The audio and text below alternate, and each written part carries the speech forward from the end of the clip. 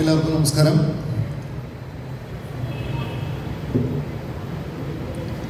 Good evening to all. എൻ്റെ പേര് മഹേഷ് കാപ്പൻ. ഞാനൊരു സർട്ടിഫൈഡ് ഇൻ്റർനാഷണൽ ബിസിനസ് കോച്ചാണ്. അപ്പോൾ ഈ ഒരു വേദിയിൽ നിൽക്കുന്ന സമയത്ത് ഒരുപാട് സന്തോഷമുണ്ട്. കാരണം എൻ്റെ അമ്മയുടെ സ്ഥലമാണ് എടപ്പള്ളി എന്ന് പറയുന്നത്.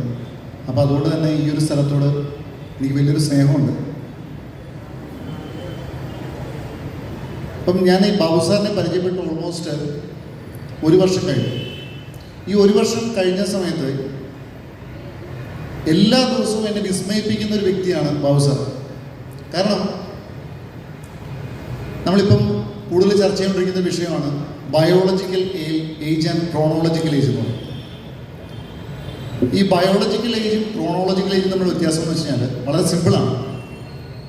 ക്രോണോളജിക്കൽ ഏജ് എന്ന് വെച്ച് കഴിഞ്ഞാൽ നമ്മളുടെ ഒരു ഏജ്, നമ്മളുടെ ഡേറ്റ് ഓഫ് ബർത്ത്, നമ്മൾ ഇന്ന് ജനിച്ചു എന്നതിനെ ആസ്പദമാക്കിയിട്ട് ആണ് നമ്മുടെ ഏജ് നിർണ്ണയിക്കപ്പെടുക. ഇപ്പോൾ ഉദാഹരണത്തിന് 83 ഒരാൾ ജനിച്ചതെങ്കിൽ ആ വ്യക്തിക്ക് 42 വയസ്സായി അല്ലെങ്കിൽ 43 വയസ്സായി എന്ന് പറയുന്നതാണ് ക്രോണോളജിക്കൽ ഏജ്.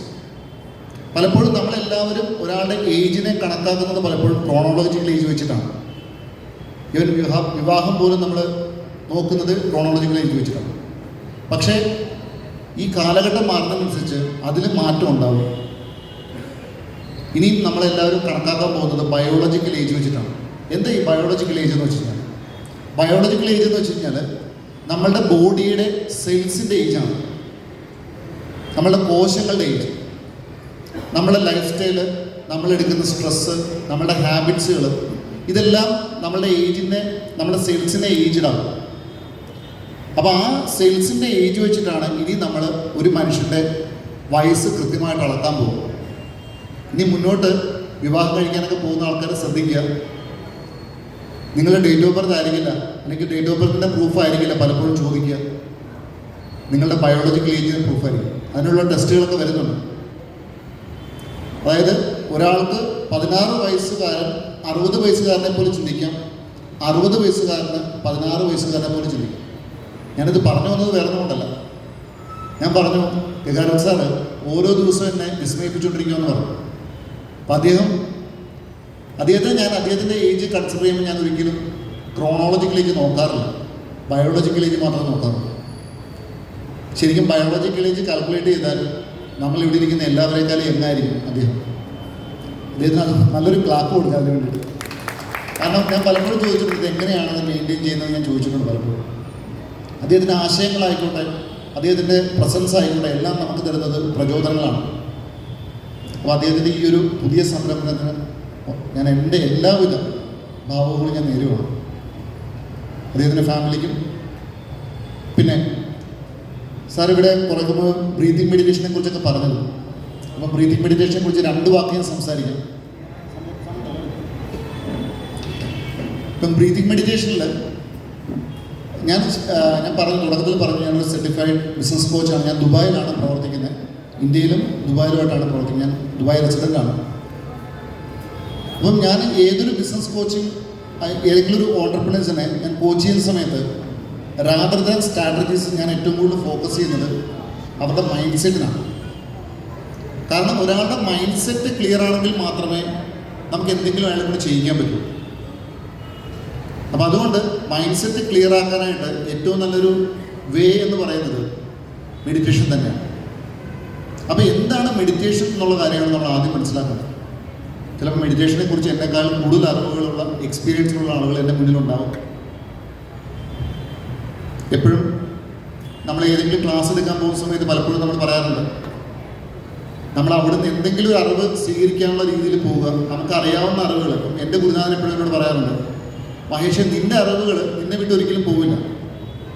അപ്പം നിൻ്റെ അറിവുകൾ പ്രദർശിപ്പിക്കാനുള്ള സ്ഥലങ്ങളാവരുത് നീ അറ്റൻഡ് ചെയ്യാൻ പോകുന്ന ക്ലാസ്സുകൾ. നീ അവിടുന്ന് എന്തെങ്കിലും നിനക്ക് സ്വീകരിക്കാൻ പറ്റും, നിനക്ക് നേടാൻ പറ്റുമെങ്കിൽ അതിനെക്കുറിച്ച് മാത്രം വേണം നീ ചിന്തിക്കാനായിട്ട്. എന്നിട്ട് വീട്ടിൽ പോയിട്ട് നീ എന്ത് ചെയ്യുക, വിശകലനം ചെയ്യുക. നിൻ്റെ അറിവുകളും ആ അറിഞ്ഞ അറിവുകളും വിശകലനം ചെയ്തിട്ട് ഏതാണ് മികച്ചതെന്ന് നോക്കിയിട്ട് അതിനെ സ്വീകരിക്കുക എന്ന് പറയാറ്. അതാണ് ഞാൻ പലപ്പോഴും ചെയ്യാറുള്ളത്. സറണ്ടറിങ്. അപ്പോൾ മെഡിറ്റേഷനെ കുറിച്ച് ഞാൻ അറിഞ്ഞ അറിവുകളാണ് ഞാൻ ഒരു 2-3 മിനിറ്റിൽ നിങ്ങളോട് ഷെയർ ചെയ്യാൻ പോകുന്നത്. ഏറ്റവും കൂടുതൽ എനിക്ക് തോന്നുന്നു തെറ്റിദ്ധരിക്കപ്പെട്ടിട്ടുള്ള ഒരു സബ്ജക്റ്റാണ് മെഡിറ്റേഷൻ, ധ്യാനം. അപ്പം ധ്യാനം എന്തുകൊണ്ടാണ് തെറ്റിദ്ധരിക്കപ്പെടുന്നതെന്ന് വെച്ച് കഴിഞ്ഞാൽ അത് നല്ലൊരു വ്യവസായമായതുകൊണ്ട് തന്നെയാണ്. അപ്പം ആൾക്കാരെ സംബന്ധിച്ച് ധ്യാനം എന്ന് പറയുന്നത് എന്തോ കോംപ്ലിക്കേറ്റഡ് ആയിട്ടുള്ളൊരു വസ്തുവായിട്ട് എല്ലാവരുടെ മുന്നിലേക്ക് വെച്ചിരിക്കുന്നതുകൊണ്ട് തന്നെ ആരുടെയും സഹായമില്ലാതെ നമുക്ക് ചെയ്യാൻ പറ്റില്ല എന്നുള്ള ധാരണ എല്ലാവരുടെ മനസ്സിലുണ്ടാവും. അപ്പം ആദ്യം നമ്മൾ മനസ്സിലാക്കേണ്ടത് ധ്യാനം അല്ലെങ്കിൽ മെഡിറ്റേഷൻ എന്ന് പറയുന്നത് നമ്മളുടെ ശ്വാസത്തിൽ മാത്രം നമ്മൾ ഫോക്കസ് ചെയ്ത് ചെയ്യാൻ പറ്റുന്നൊരു കാര്യമാണ്. അതായത് ശ്വാസം ഉള്ളിലേക്ക് പോകുന്നതും ശ്വാസം പുറത്തേക്ക് പോകുന്നതും മാത്രം നിരീക്ഷിച്ചാൽ നമുക്ക് അഭ്യസിക്കാവുന്ന അല്ലെങ്കിൽ നമുക്ക് പ്രാക്ടീസ് ചെയ്യാൻ പറ്റുന്ന ഒരു സംഭവമാണ് മെഡിറ്റേഷൻ. അതായത് മനസ്സിനെ, മെഡിറ്റേഷൻ എന്ന് പറഞ്ഞാൽ സിമ്പിളായിട്ട് ഇങ്ങനെ പറയാം, നമ്മളുടെ മനസ്സിനെ നമ്മളെ അടുത്ത് വിളിച്ചിരുത്തുക, അതിന് ചോദിക്കുന്നു സുഖമാണോ നിനക്ക്, ഇതാണ് മെഡിറ്റേഷൻ. അപ്പോൾ അത് പലപ്പോഴും നമ്മൾ മനസ്സിലാക്കുന്നില്ലെന്നില്ല. അപ്പം ഈ മനസ്സിനെ അടുത്ത് വിളിച്ചിരുത്തണമെന്നുണ്ടെങ്കിൽ മനസ്സിനെ എന്തെങ്കിലും കാര്യത്തിലേക്ക് നമ്മൾ ഫോക്കസ് ചെയ്യും. 9 types ഓഫ് മെഡിറ്റേഷൻസ് ഉണ്ട്. അതായത് ബ്രീത്തിങ് മെഡിറ്റേഷൻ, പിന്നെ ട്രാഡക് meditation, walking meditation, mindfulness meditation, visualisation meditation, അങ്ങനെ നിരവധി മെഡിറ്റേഷൻ, മ്യൂസിക് മെഡിറ്റേഷൻസ്, ഒരുപാട് മെഡിറ്റേഷൻസ് ഉണ്ട്. അപ്പോൾ ഈ മെഡിറ്റേഷൻസ് എല്ലാം തന്നെ നമ്മൾ ചെയ്യുമ്പോഴും നമ്മൾ മനസ്സിലാക്കേണ്ടത് ഏറ്റവും സിമ്പിൾ ആൻഡ് പവർഫുൾ മെഡിറ്റേഷൻ ഏതാണെന്നുള്ളതാണ്. അത് ഞാനതെന്താ ബ്രീത്തിങ് മെഡിറ്റേഷനാണ്. നമ്മുടെ ശ്വാസത്തിലേക്ക് നമ്മൾ നോക്കിയിരിക്കുക, ശ്വാസം ഉള്ളിലേക്ക് വരുന്നതും ശ്വാസം പുറത്തേക്ക് പോകുന്നതും നിരീക്ഷിക്കുക. അങ്ങനെ ഒരു ദിവസം ഒരു 10 minutes 15 minutes നമുക്ക് ഇരിക്കാൻ പറ്റിയാൽ ഡെഫിനറ്റ്ലി നമ്മൾ ഇന്ന് അനുഭവിക്കുന്ന പല മാനസികമായിട്ടുള്ള പ്രോബ്ലത്തിൽ നിന്ന് നമുക്ക് പുറത്തു കിടക്കാൻ പറ്റും. അതാണ് ബ്രീത്തിങ് മെഡിറ്റേഷൻ ഏറ്റവും വലിയ അഡ്വാൻറ്റേജ്. ഞാനിന്ന് നിങ്ങളെ ജസ്റ്റ് ഒരു 2 minute കൊണ്ട് ഞാനൊരു മെഡിറ്റേഷൻ നിങ്ങളെ പ്രാക്ടീസ് ചെയ്യിക്കാം. ഞാൻ തരാൻ പോകുന്നൊരു അറിവാണ്. ആ അറിവിനെ എന്ത് ചെയ്യാം, നിങ്ങൾ നിങ്ങളുടെ ഡെയിലി ലൈഫിൽ ഇംപ്ലിമെൻ്റ് ചെയ്യും. കാരണം എപ്പോഴും ഒരാളുടെ ലൈഫിൽ സക്സസ് ഉണ്ടാകുന്നത് ഇൻഫർമേഷനിലൂടെ അല്ല, ഇംപ്ലിമെൻറ്റേഷനിലൂടെയാണ്. നമ്മൾ അറിഞ്ഞ കാര്യങ്ങൾ നമ്മൾ പ്രവർത്തിക്കുമ്പോഴാണ് പലപ്പോഴും നമുക്ക് നമ്മുടെ ലൈഫിൽ മാറ്റങ്ങൾ ഉണ്ടാക്കാൻ പറ്റും.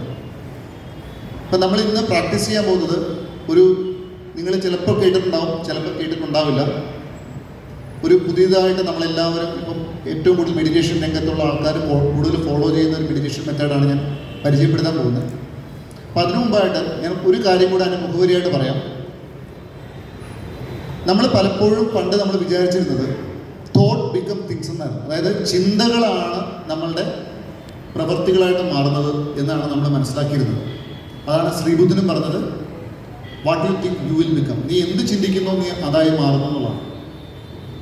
അപ്പം അതുപോലെ തന്നെ നമ്മളുടെ ചിന്തകൾ നമ്മളുടെ പ്രവൃത്തികളായി മാറുന്നു എന്ന് പറയുമ്പോൾ നമ്മൾ കൂടുതൽ ഇതിനെ ഗഹനമായി പഠിക്കുന്ന സമയത്ത് നമുക്ക് മനസ്സിലാവുന്ന കാര്യം, ഈ തോട്ട്സിന് മുന്നിലും പിന്നിലും വേറെ കുറച്ച് കാര്യങ്ങളൂടെ ഉണ്ട് എന്നുള്ളതാണ്. അതെന്താണെന്നുള്ളതാണ് നമ്മൾ മനസ്സിലാക്കുന്നത്. അപ്പോൾ അത് കറക്റ്റാണെങ്കിൽ മാത്രമേ ഈ തോട്ട്സിനെ നമുക്ക് കറക്റ്റ് ചെയ്യാൻ പറ്റുള്ളൂ. അല്ലാതെ നമ്മൾ തോട്ട്സിനെ കറക്റ്റ് ചെയ്യാൻ പോയാൽ നമുക്കൊരിക്കലും തോട്ട്സിനെ കറക്റ്റ് ചെയ്യാൻ പറ്റില്ല. പുതിയ സ്റ്റഡീസ് പറയുന്നത് അങ്ങനെയാണ്. അതായത് ഒരു തോട്ട്സ് നമ്മളുടെ അടുക്കിലേക്ക് വന്നാൽ അതെങ്ങനെയാണ് വരുന്നത് എന്നുള്ള കാര്യങ്ങൾ എപ്പോഴെങ്കിലും ചിന്തിച്ചിട്ടുണ്ടോ? എങ്ങനെ ഒരു ചിന്ത നമ്മളിലേക്ക് വരുന്നത്? ഒരു ചിന്ത വെറുതെ അല്ല വരെ. ഈ ചിന്തകൾ നമ്മളിലേക്ക് വരുന്നത് നമ്മളുടെ സെൻസറി ഓർഗൻസ് വഴിയാണ്. നമുക്ക് പഞ്ചേന്ദ്രിയങ്ങളുണ്ട്. ഈ പഞ്ചേന്ദ്രിയങ്ങൾ വഴിയാണ് നമ്മൾ, ഈ സെൻസറി ഓർഗൻസ് വഴിയാണ് നമ്മൾ യൂണിവേഴ്സിൽ നിന്ന് നമ്മൾ ഇൻഫർമേഷൻസ് കളക്ട് ചെയ്യുക. അപ്പോൾ എപ്പോഴും ഒരു തോട്ട്സ് എന്ന് പറയുന്നത്, ചിന്ത എന്ന് പറയുന്നത് ആദ്യം നമ്മളിലേക്ക് വരുന്നത് ഇൻഫർമേഷനായിട്ടാണ്. അപ്പം ഇൻഫർമേഷൻ റൈറ്റ് ആണെങ്കിൽ തോട്ട്സ് റൈറ്റ് ആയിരിക്കും. തോട്ട്സ് റൈറ്റ് ആണെങ്കിൽ ആക്ഷൻ റൈറ്റ് ആയിരിക്കും. ആക്ഷൻ റൈറ്റ് ആണെങ്കിൽ റിസൾട്ടും റൈറ്റ് ആയിരിക്കും. അപ്പം നമ്മളെ ഇന്ന് പഠിപ്പിക്കാൻ, ഞാനിന്ന് നിങ്ങളോട് ഷെയർ ചെയ്യാൻ പോകുന്നത്, ഡിസ്കസ് ചെയ്യാൻ പോകുന്നത്, നമ്മളുടെ തോട്ട്സിനെ നമുക്ക് ഇൻഫർമേഷനെ എങ്ങനെ റൈറ്റ് ആക്കാം. ഇൻഫർമേഷൻ റൈറ്റ് ആക്കണമെങ്കിൽ ഈ ഇൻഫർമേഷൻ സ്വീകരിക്കുന്ന സ്ഥലത്തെ നമ്മൾ റൈറ്റ് ആക്കണം. ഇൻഫർമേഷൻ സ്വീകരിക്കുന്ന എവിടെ കൂടെയാണ്? നമ്മുടെ പഞ്ചേന്ദ്രിയങ്ങൾ വഴിയാണ്. അപ്പോൾ ആദ്യം നമ്മൾ ബിൽഡ് ചെയ്യേണ്ടത് അല്ലെങ്കിൽ സ്ട്രോങ് ആക്കേണ്ടത് എവിടെയാണ്? സെൻസറി ഓർഗൻസിനെയാണ്. സെൻസറി ഓർഗൻസ് എത്രമാത്രം പവർഫുൾ ആകുന്നു അത്രമാത്രം ഇൻഫർമേഷൻസ് റൈറ്റ് ആയിരിക്കും, ഇൻഫർമേഷൻസ് ക്ലാരിറ്റി ഉണ്ടാകും. അതുകൊണ്ടാണ് നമ്മളിപ്പോൾ എല്ലാവരും പ്രാക്ടീസ് ചെയ്യുന്നത് മൾട്ടി സെൻസറി വിഷ്വലൈസേഷൻ എന്ന് പറഞ്ഞിട്ടൊരു ബ്രീത്തിങ് മെഡിറ്റേഷൻ നമ്മൾ പ്രാക്ടീസ് ചെയ്യാറുണ്ട്, മെഡിറ്റേഷൻ പ്രാക്ടീസ് ചെയ്യാറുണ്ട്. അത് നമ്മളുടെ എല്ലാ സെൻസറി ഓർഗൻസിനെയും പവർഫുൾ ആക്കുന്ന ഒരു മെഡിറ്റേഷൻ ടെക്നിക്കാണ്. ഈ ഒരു കാലഘട്ടത്തിൽ എല്ലാവരും പ്രാക്ടീസ് ചെയ്തുകൊണ്ടിരിക്കുന്നതും ഈ ഒരു മെഡിറ്റേഷനാണ്. അത് നമുക്ക് പ്രാക്ടീസ് ചെയ്യാം, കുറച്ച് കഴിയുമ്പോൾ പ്രാക്ടീസ് ചെയ്യാം, നമുക്ക് ഒന്നിച്ച് പ്രാക്ടീസ് ചെയ്യാം. പിന്നെ ഞാൻ പറഞ്ഞു നിർത്തിയത് തോട്ട്സിന് മുന്നിലും പിന്നിലും ഒരു കാര്യമുണ്ടെന്ന് പറഞ്ഞു. മുന്നിലത്തെ കാര്യമാണ് ഞാൻ പറഞ്ഞത് ഈ പറയുന്ന ഇൻഫർമേഷൻസ്. പിന്നെ നമ്മൾ ചിന്തിച്ചത് തോട്ട്സ് എന്ന് പറയുന്നത് ആക്ഷനായിട്ട് മാറും. തോട്ട്സ് ലീഡ്സ് ടു ആക്ഷൻ എന്നാണ് പഠിച്ചിരിക്കുന്നത്. പക്ഷേ ഞാൻ പറയുവാണ് തോട്ട്സ് ലീഡ്സ് ടു ആക്ഷൻ അല്ല. നിങ്ങളിലേക്ക് ഒരു ചിന്ത വരുന്ന സമയത്ത് അത് പ്രവൃത്തിയിലേക്കല്ല പോവുക, അത് പോകുന്നത് ഇമോഷൻസിലേക്കാണ്. നിങ്ങളുടെ ലൈഫിൽ ഒരു ചിന്ത ഉണ്ടാകുന്ന സമയത്ത് അത് നിങ്ങളിൽ ആദ്യം ഉണ്ടാക്കുന്നത് വികാരമാണ്, ഇമോഷൻ, വൈകാരികമായിട്ടുള്ള തലമാണ്. അതിനെ ഉണർത്തിയതിന് ശേഷമാണ് പിന്നീട് അത് എന്തായിട്ട് മാറുന്നത്, ആക്ഷനായിട്ട് മാറുന്നത്. അപ്പോൾ ഈ രണ്ട് കാര്യങ്ങളും കൂടെ നിങ്ങളുടെ ഓർമ്മയിലേക്ക് അല്ലെങ്കിൽ നിങ്ങളുടെ ആ ഒരു അറിവിലേക്ക് ആഡ് ചെയ്യുക എന്നുള്ളതാണ്. തോട്ട്സിൻ്റെ മുന്നിലും പിന്നിലും കാര്യങ്ങളുണ്ട്. തോട്ട്സിൻ്റെ ആദ്യം ഇൻഫർമേഷനാണ്. ഇൻഫർമേഷൻ നമ്മൾ റിസീവ് ചെയ്യുന്ന സെൻസറി ഓർഗൻ വഴിയാണ്. തോട്ട്സ് പിന്നീട് ആകുന്നത് ആക്ഷൻ അല്ല, ഇമോഷൻസ് ആയിട്ടാണ്. അപ്പോൾ ഈ രണ്ട് അറിവുകൾ ഒന്ന് ഓർമ്മയിൽ സൂക്ഷിക്കുക. ഇനി നമ്മൾ ചെയ്യാൻ പോകുന്നത് നിങ്ങളെല്ലാവരും ഡെയിലി പ്രാക്ടീസ് ചെയ്യണമെന്ന് ഞാൻ റിക്വസ്റ്റ് ചെയ്യുകയാണ്. കാരണം ഈ ഒരു മെഡിറ്റേഷൻ നിങ്ങൾ പ്രാക്ടീസ് ചെയ്താൽ ഡെഫിനറ്റ്ലി നിങ്ങളുടെ ലൈഫിൽ ഒരുപാട് കാര്യങ്ങൾ ഇതുകൊണ്ട് നിങ്ങൾ ബെനിഫിറ്റഡ് ആണ്. അപ്പം നമുക്ക് ഒരുമിച്ച് പ്രാക്ടീസ് ചെയ്യാം. മൾട്ടി സെൻസറി വിഷ്വലൈസേഷനാണ് നമ്മൾ പ്രാക്ടീസ് ചെയ്യാൻ പോകുന്നത്. നോർമലി നമ്മൾ അതിനൊരു മ്യൂസിക്കൊക്കെ പ്ലേ ചെയ്യാറുണ്ട്, പക്ഷേ അതിന് മ്യൂസിക് പ്ലേ ചെയ്യാനുള്ള ഒരു